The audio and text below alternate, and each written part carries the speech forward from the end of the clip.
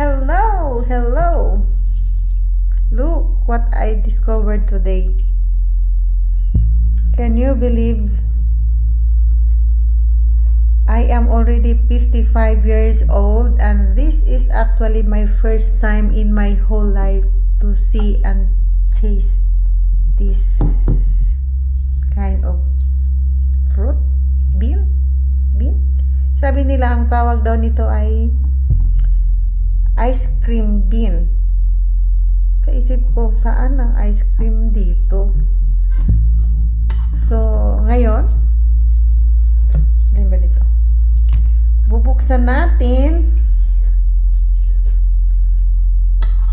together. Bubuksan natin together and let's see kung ano talaga ang lasa. See? It's oh, look at that. Okay, look at that. Here we go. Okay, here we go. Taste.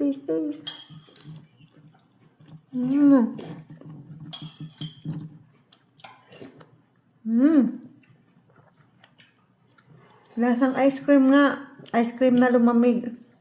Baby, you want to taste? You want? You like? You like? It's masarap.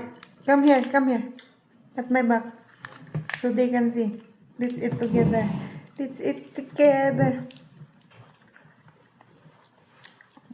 Taste it. What you can say? Taste it. Taste it, okay. It tastes like an ice cream. This is ice cream bean. It is masarap. Say masarap. Don't eat that bone. I don't eat the bone. Don't eat the bone. Don't eat the seeds. The seed. You might be It's very poison. kind of like a marshmallow taste. No. Very Don't delicious. eat the stone. The seeds, baby. Don't eat the seeds. Don't Black eat the seed seeds. now. Masarap, right? Masarap?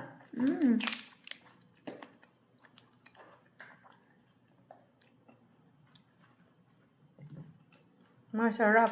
Kind of like cotton candy. It's, pag medyo maasim siya, para siyang, pag ginanito mo, parang santol. Pag ginaganito mo. Pero yung santol, medyo may asim konti.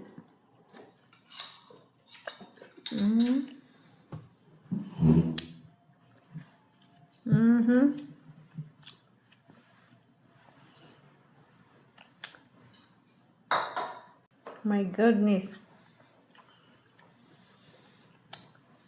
Ang creamy, yung texture niya. Yum. Ngayon,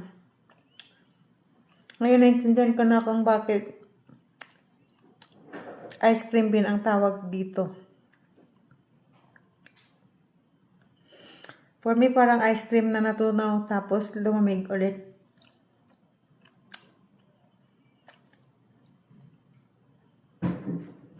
Honestly, ang saya. Ma-discover ng something new.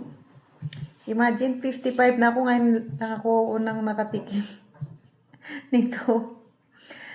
Bibili ba ako ulit nito? Kalahati lang binili ko kasi hindi ko alam kung anong lasa eh. So, till here guys. Thank you for watching.